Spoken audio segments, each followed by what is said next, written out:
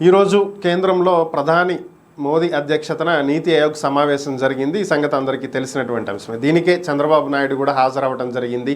అలానే ఎన్డీఏ మిత్రపక్షాలన్నీ కూడా దాదాపు హాజరైనవి, ప్రతిపక్షాలన్నీ కూడా హాజరు కాలేదు, ఒక టీఎంసీ తప్ప.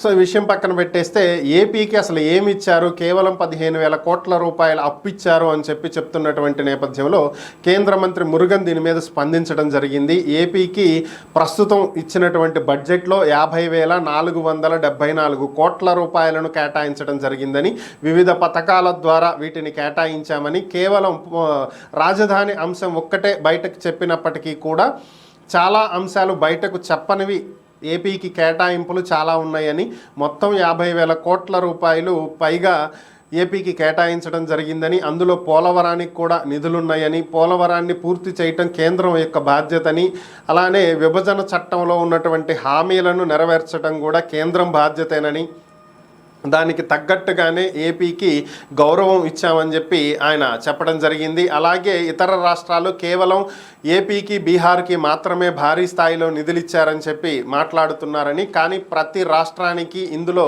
సముచిత న్యాయం చేశామని, ఏ రాష్ట్రానికి అన్యాయం చేయలేదని, కేంద్ర బడ్జెట్లో భారత్లో ఉన్నటువంటి ప్రతి రాష్ట్రానికి సముచితమైనటువంటి స్థానాన్ని కల్పించామని, సముచితమైనటువంటి బడ్జెట్ని పొందుపరచడం జరిగిందని చెప్పి ఆయన తెలియజేయడం జరిగింది.